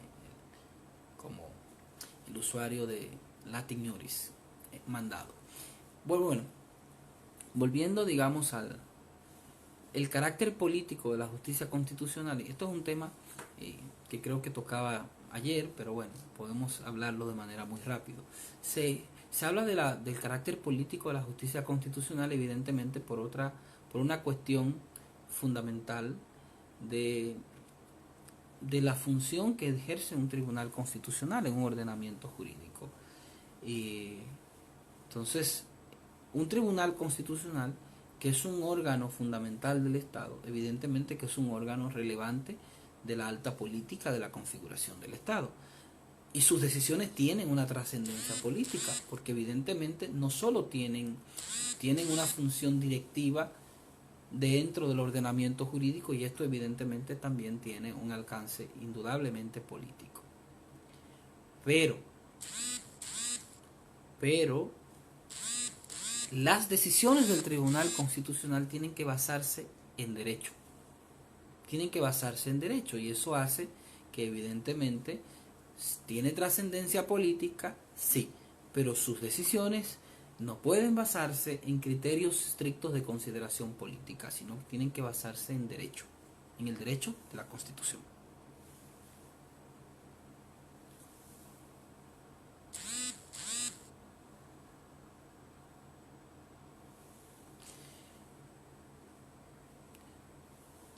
Es evidente que cuando el juez conoce una acción de tutela, supongo que usted ha de ser colombiano, que es un término propio de cómo se protegen los derechos fundamentales en Colombia, pues es una función básicamente de protección de derechos, es decir, la función de tutela, que es un mecanismo de garantía de derechos fundamentales, no tiene como función estrictamente normativa, no es control difuso en el sentido normativo, sino que es más bien protección de derechos fundamentales y vendría a ser un mecanismo de los institutos propios de la justicia constitucional que viene a proteger los derechos fundamentales, entra dentro de la función de protección de derechos fundamentales.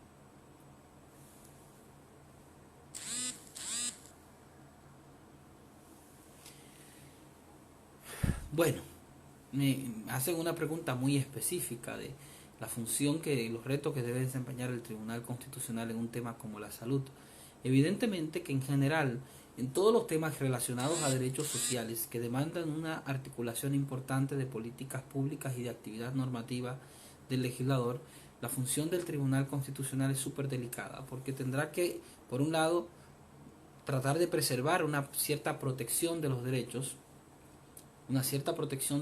que la Constitución establece, pero al mismo tiempo tendrá que reconocer en muchos casos la inhabilidad de la institución, de los mecanismos propios a nivel jurisdiccional para poder introducir una protección, digamos, más absoluta o amplia de los derechos. Entonces, aquí evidentemente a la justicia constitucional le tocará dialogar proactivamente con las instancias legislativas para crear mecanismos apropiados para la protección de derechos de tipo social como la salud.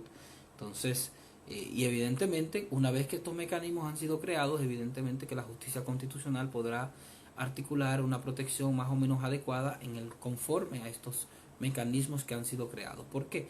Porque la mayoría de los derechos sociales requieren para su protección se materializa a través también de la regulación legal que ha sido establecida. Es decir, son derechos fundamentales que demandan una cierta concretización de tipo legal para prever mecanismos apropiados de protección. Y en ese contexto, evidentemente, que la protección que garantizan los tribunales tendrá que tomar en cuenta también el diseño institucional legal de ese tipo de derechos.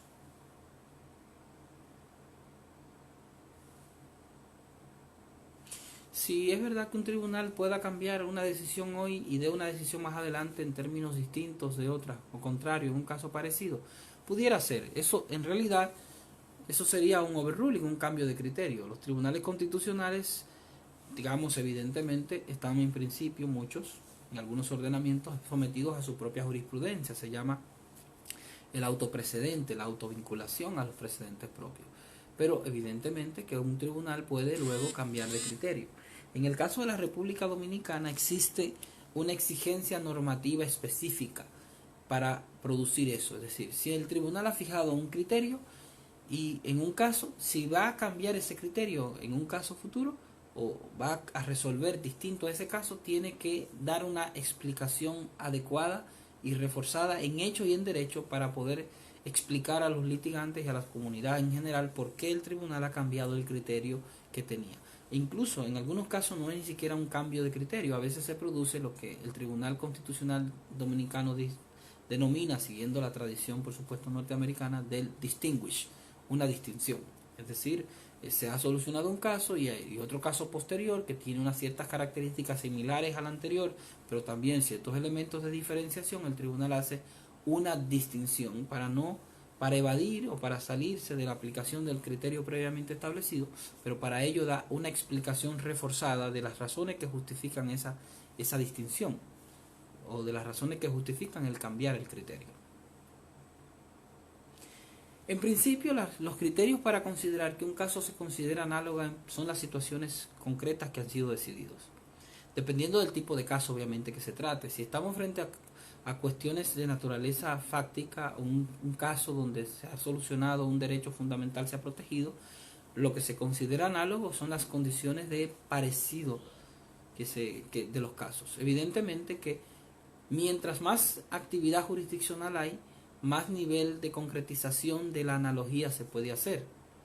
Pero a veces la analogía puede ser mucho más amplia cuando estamos tratando de buscar criterios amplios de aplicación. Voy a mencionar un ejemplo, por ejemplo, un caso donde el Tribunal Constitucional Dominicano hizo una analogía muy amplia. Hay un caso específico, una acción directa donde el Tribunal Constitucional decidió, el dominicano, que los colegios privados no podían expulsar a los niños por falta de pago de los padres, es decir, durante el año escolar. Es decir, los padres, los colegios no pueden utilizar la presión del pago de los niños, la amenaza de expulsarlos durante el año escolar para presionar el pago de los padres. La sentencia 5813, 58 del año 2013. Y digamos, esa sentencia básicamente lo que manda es un mensaje claro de que el niño no puede ser utilizado como un objeto de coerción o constreñimiento para que los padres paguen durante el año escolar, insisto. ¿Por qué? Porque evidentemente la justicia, el colegio no puede hacer justicia por su propia mano para procurarse el pago. En el ordenamiento jurídico existen mecanismos para uno demandar y conseguir el pago de una acreencia que se tiene. No podemos utilizar a los niños como un mecanismo de presión. Pero luego, más adelante, varios años después, el tribunal se encuentra con una huelga de profesores, huelgas reiterativas de profesores en una localidad del país, y el tribunal trae el precedente anterior. ¿Qué relación tiene que ver expulsar niños de un caso que era de una acción normativa, la discusión de expulsar niños por falta de pago, a huelgas de los maestros, huelgas reiterativas que han impedido que los niños tomen clases en una localidad del país? El tribunal dice, es que el problema de base para hacer la analogía, el tribunal dice, el problema es que en ambos casos los niños son utilizados como objetos, en un caso para presionar a que los padres paguen y en el otro caso para presionar a que la autoridad pública cumpla con las demandas o las expectativas que tienen los maestros. Y esto supone evidentemente una afectación tanto del principio de la dignidad humana en general, que prohíbe, según la concepción kantiana, que un ser humano no puede ser utilizado como un objeto o como un medio para la satisfacción de un fin, pero también el interés superior del menor. Fíjense que el tribunal hace una analogía muy amplia para llegar a aplicar extraer una idea de precedente de la sentencia anterior hacia la sentencia posterior, aunque la situación fáctica era muy distinta. Pero es por eso digo, la idea de cómo se construye una analogía depende mucho de la capacidad de articulación argumentativa o conceptual y de las circunstancias que tengamos enfrente a la hora de solucionar los casos. Y bueno, yo en realidad no sé si la justicia constitucional vaya a tener que producir cambios relevantes en producto de la pandemia. Quizá lo más relevante en este caso sería la operatividad de un sistema de las audiencias o de los mecanismos de solución, que evidentemente ha mermado mucho la posibilidad del cara a cara, de hacer una audiencia, y van a tener que priorizarse más la utilización de medios telemáticos o virtuales, por lo menos para hacer esto. Y yo creo que incluso frente a la dificultad de traslado muchas veces de los actores jurídicos, la posibilidad de utilizar un medio virtual para hacer una audiencia es mucho más rico y ofrece oportunidades mucho más óptimas para garantizar el acceso a la justicia. Quizás eso puede ser un tema que nosotros podamos aprender de estas circunstancias, y evidentemente habrá retos importantes futuros que la justicia constitucional tendrá que vérselas con el nivel de efectividad o no que podrá garantizar a las circunstancias propias de la excepción y la protección de los derechos. Sobre esto no quiero adelantar juicio porque es parte del diálogo que deberé tener el lunes y se sale un poco de la conversación, pero mañana que vamos a hablar un poquito del estado de excepción y la justicia constitucional, es evidente que ese tema va a salir con más naturalidad y podemos conversar con un poco más de amplitud sobre los temas, los retos que propiamente nos va a dejar la situación de la excepción del COVID para la justicia constitucional. Miren, en realidad el tema de argumentación, yo no creo que haya un libro único para nosotros estructurar argumentos apropiados sobre las sentencias. Sin duda alguna, lo que debe haber es un ejercicio riguroso. Hay que hacerse cargo. Siempre, cuando uno va a elaborar una sentencia, hay que hacerse cargo de los argumentos que plantean las partes, evidentemente, de las situaciones normativas que puedan estar involucradas, tanto de la Constitución como de la ley, en el caso de que eso sea relevante, de los precedentes que resulten aplicables, y hay que hacer siempre un ejercicio riguroso de concretización y de interiorización del problema.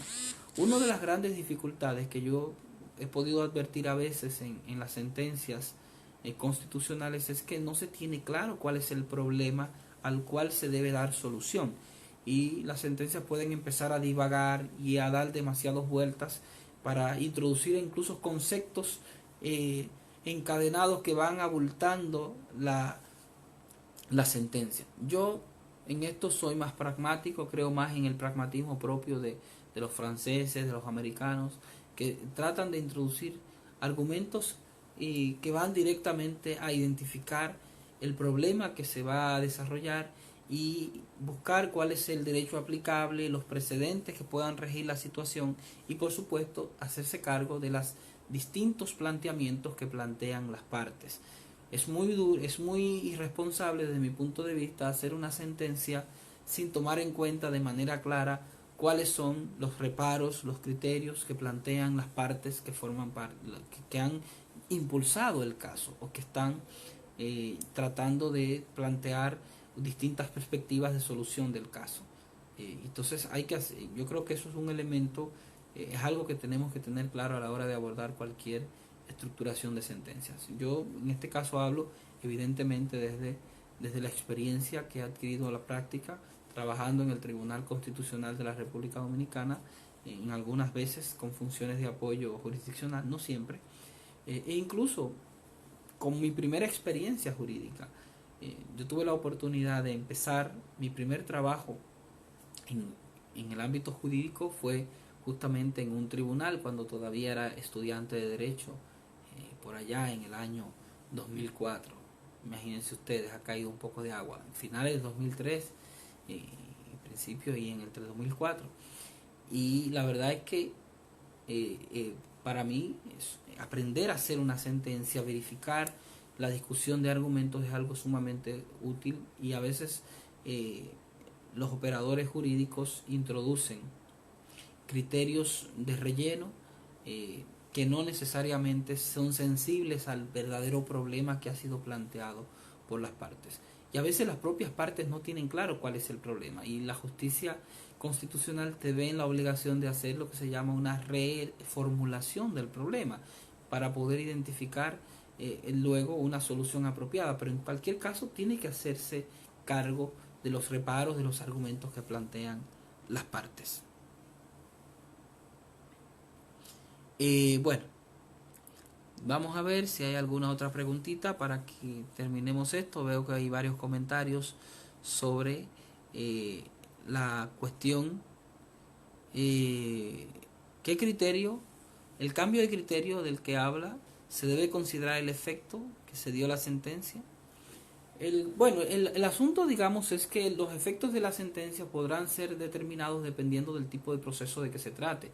Es decir, una sentencia de inconstitucionalidad tiene efecto erga omnes porque es una sentencia normalmente con efecto normativo directo, que puede suponer expulsar una norma del ordenamiento, y por lo tanto la expulsión evidentemente adquiere un efecto general. Pero una sentencia de amparo, una sentencia de revisión de amparo, por ejemplo, en el Tribunal Constitucional Dominicano, en principio tiene efecto interpartes, la solución del caso. Pero el criterio jurídico del caso, el precedente, sí tiene un efecto general. A veces no tenemos claridad respecto de una cosa u otra, y a veces confundimos lo que es la cosa juzgada con el precedente, y eso ha dado lugar a múltiples confusiones en el ámbito de la doctrina y de la práctica constitucional. Pero yo creo que es importante distinguir lo que es la cosa juzgada, que puede tener efecto de erga omnes o de interpartes, dependiendo del tipo de proceso de que se trate, del efecto de precedente vinculante, que siempre tendrá un efecto normativo general, porque el precedente operará a futuro para otros casos que puedan ser análogos, o para otros casos donde pueda ser relevante el criterio que ha sido utilizado para solucionar un caso concreto. Entonces, no nos confundamos con cosa juzgada, que es donde opera lo de el efecto interparte o erga omnes, con precedente vinculante, que es valor normativo del criterio básico que ha servido para la solución de la decisión, el criterio que es la ratio decidendi.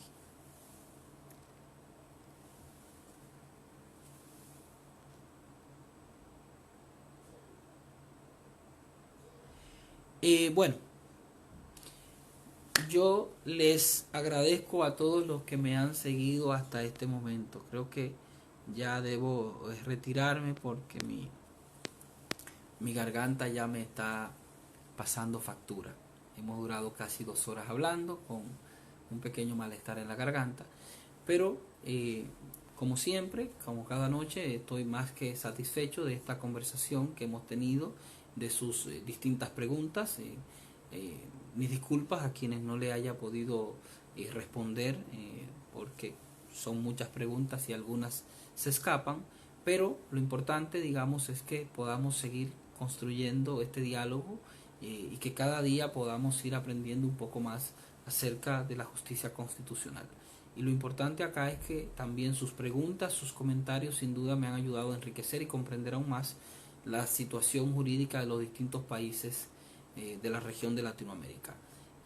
Les reitero el agradecimiento, y mañana vamos a conversar un poco de justicia constitucional y estado de excepción. Entonces ahí quizás van a salir algunas preguntas más de nuestro contexto actual, de las circunstancias que estamos viviendo en este momento, y bueno, y espero poder, igual que en el día de hoy y en días anteriores, poder realizar un diálogo lo más fluido que se pueda y en esta conversación con ustedes. Así que les agradezco a quienes todavía en este momento se han quedado por acá. Recuerden que pueden conversar conmigo por vía del Twitter, que ya lo compartí por acá con ustedes, @FelixTena. Alguien me preguntó de otra red. Bueno, pues yo también utilizo Instagram. Lo único que en Instagram mi usuario es @FelixTena de Sosa. Yo puedo ponerlo acá, es muy parecido, pero aquí en Instagram yo utilizo mis dos apellidos.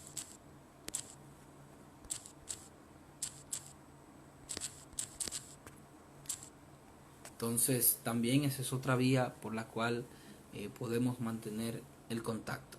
Bien, entonces les agradezco a todos los que me han acompañado hoy. Espero que podamos mañana seguir en esta conversación. Recuerden, @FelixTena por Twitter si queremos mantener algún contacto y @FelixTena de Sosa por Instagram.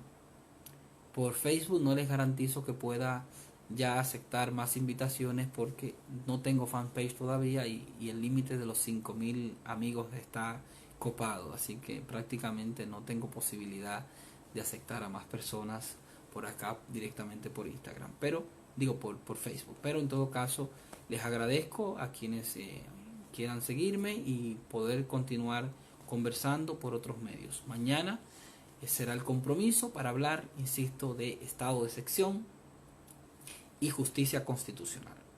Pasen ustedes todos buenas noches en los distintos países de la región y mañana nos vemos.